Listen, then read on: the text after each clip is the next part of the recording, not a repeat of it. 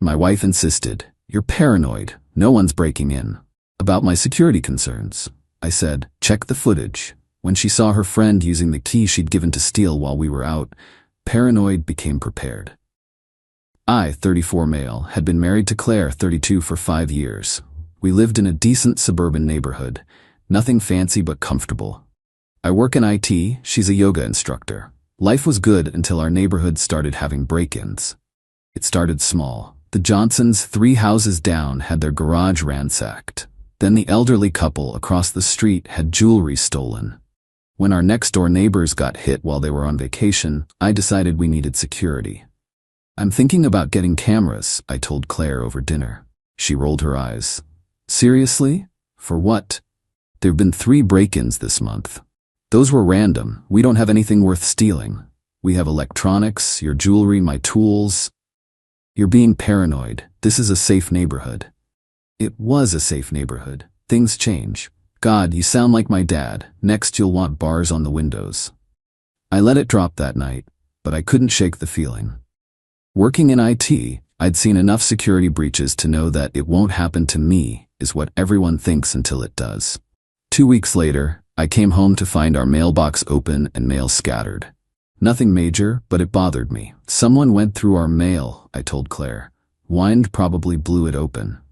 "The wind selectively pulled out just our bank statements?" "You're overthinking this. Maybe the mailman didn't close it properly." That weekend, I installed a Ring doorbell and 2 outdoor cameras. Nothing crazy, about $400 total. I could monitor them from my phone. Claire was pissed. "You did this without asking me?" "I mentioned it. You said no, but it's our security." "No, it's your paranoia. Now we look like those weird preppers. We look like people who don't want to get robbed." "Whatever. Just don't expect me to use the app or any of that." "Fine." I'd monitor it myself. For 3 weeks, nothing happened. Claire made snide comments about my expensive bird-watching cameras. I just kept checking the footage when I had time. Then I noticed something odd. Packages would show delivered, but when I'd get home, they weren't there. Claire always said she brought them in, but she'd be vague about when. "Hey, did you grab that Amazon package today?" I asked one evening. "What package?" "Delivered at 2 p.m. Says it was left on the porch."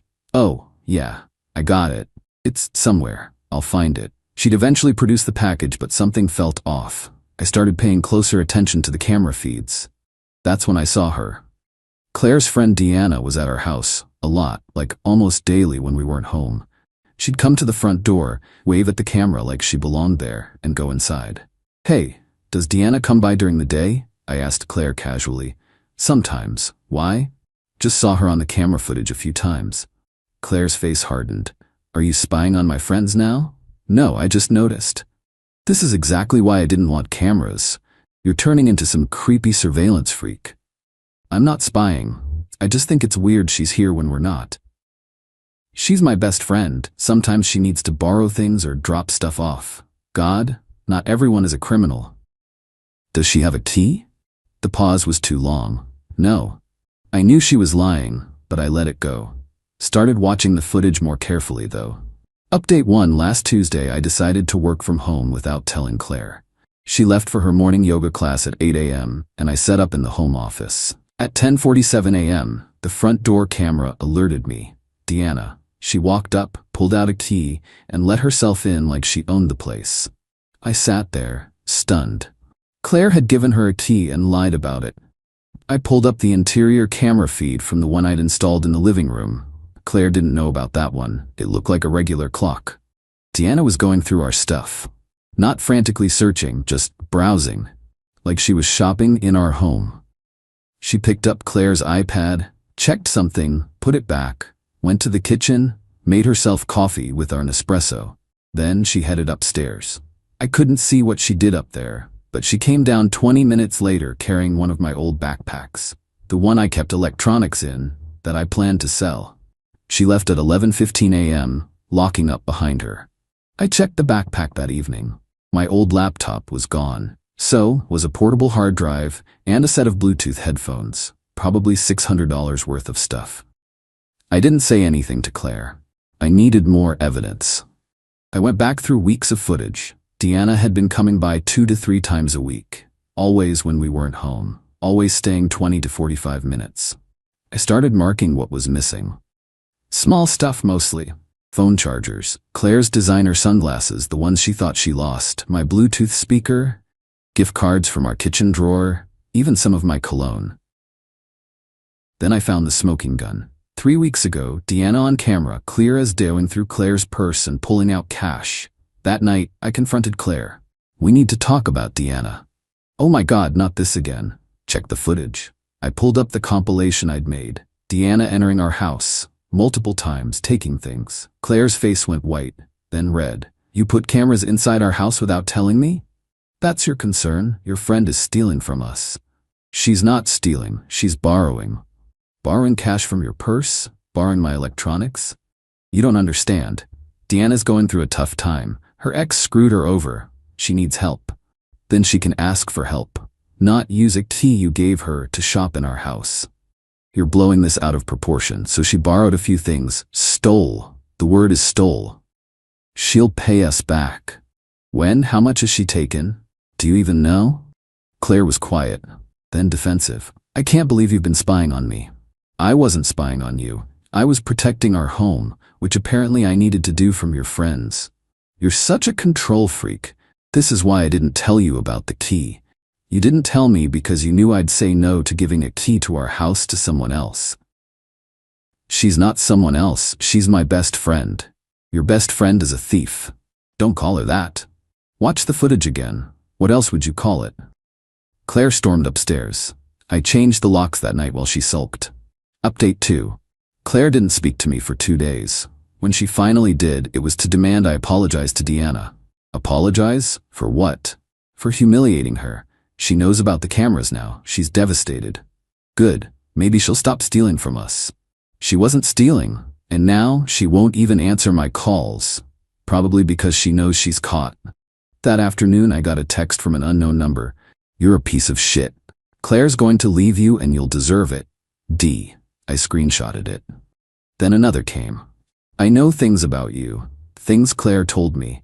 Careful who you mess with. I didn't respond, just kept screenshots. That evening, Claire announced she was going to stay with her sister. I need space from your paranoia and control issues. My paranoia, that was proven right. You violated my trust. I violated your trust? You gave someone a key to our house without telling me. Because I knew you'd act like this. She packed a bag and left. An hour later, I got an alert from the front door camera. Deanna. At my door. Trying her key. It didn't work, obviously. She looked directly at the camera and flipped it off, then started banging on the door. I know you're in there, you controlling asshole. Give Claire her freedom back. I called the police. I'd like to report someone trying to break into my house. I have them on camera. Deanna was gone before they arrived, but I filed a report, showed them the footage of her attempting entry and the previous theft videos. Do you want to press charges for the thefts? The officer asked. Can I think about it? Sure. You have footage, so take your time. But I'd recommend getting a restraining order at minimum. After they left, Claire called. Screaming. You called the cops on Deanna? She tried to break in. She was checking on you. I was worried. She was trying to use a key to a lock I changed because she's been stealing from us. You're destroying my life. Deanna's been my friend for 10 years. And how long has she been stealing from us? I'm done. I want a divorce. Because I won't let your friend rob us? Because you're a paranoid control freak who spies on people. She hung up. The next morning, I did an inventory. Really looked at what was missing. It was worse than I thought. Electronics, $1,800. Cash, $400 that I could prove. Jewelry, $600. Claire's stuff, ironically. Miscellaneous, $500. Over $3,000 in 3 months. I texted Claire the list. Her response? You're being dramatic. Half that stuff was old anyway. That's when I decided to press charges. I went to the police station with a USB drive of footage, my inventory list, and the threatening texts. The detective was thorough. This is clear-cut theft. Multiple instances, caught on camera. The dollar amount makes it a felony. What happens next? We'll arrest her. Given the evidence, she'll likely plea bargain. My wife won't be happy. Your wife gave a thief access to your home. That's her problem. Update 3. Deanna was arrested 2 days later. Claire lost her mind. She came to the house with her sister, Natalie, as backup. I'd installed a chain lock so I could open the door but not let them in. You had her arrested? Claire shrieked. She stole thousands from us. It wasn't thousands. I have receipts and footage. It's over $3,000, Natalie chimed in. You're really destroying your marriage over some missing junk? The marriage was destroyed when my wife gave a thief a key and lied about it. She's not a thief. Claire was crying now. She's sick. She has kleptomania. Funny how her kleptomania only activated in our house. You don't understand. She's getting help. She's getting arrested is what she's getting. I'll never forgive you for this.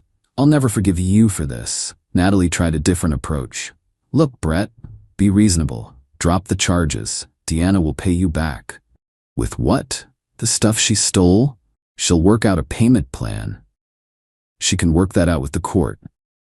Claire pulled out her phone. If you don't drop the charges, I'm posting everything on Facebook. How you spy on people, how you're controlling, how you destroyed a sick woman's life. Go ahead. Post how you gave a thief a key to rob us blind. See how that plays. She didn't post anything. Final update. The divorce proceedings started a month ago. Claire tried to make my surveillance and controlling behavior the centerpiece of her case. My lawyer shut that down fast. Your client gave a third party unauthorized access to the marital home, he told her lawyer. That third party committed felony theft. My client's security measures were not only reasonable but necessary. Claire's lawyer tried arguing I'd violated her privacy with the indoor camera. It's his house too, my lawyer countered. He can install cameras in common areas.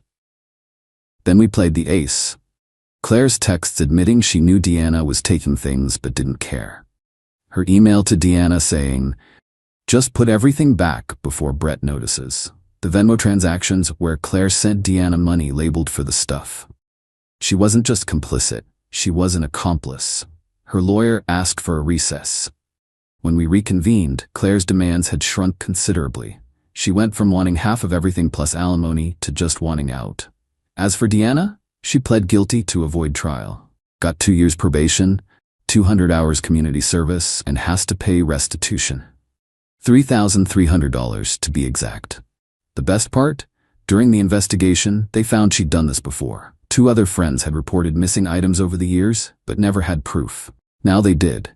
Claire tried one last manipulation, showed up at my work crying, begging me to forgive her. I was trying to help a friend, she sobbed. I didn't know it would go this far.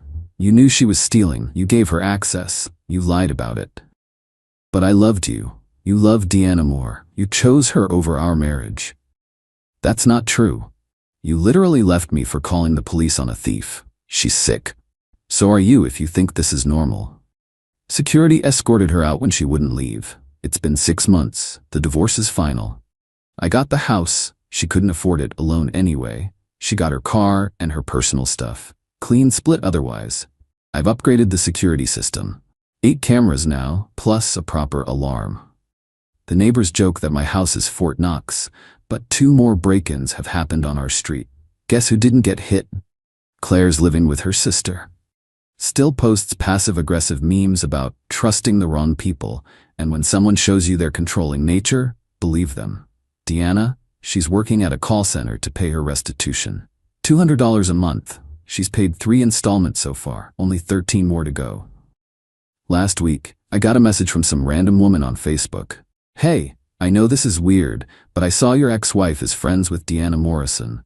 Just wanted to warn you, she stole from me when we were roommates. Bunch of electronics and cash. I thanked her and forwarded it to my lawyer. Just in case. The moral of the story?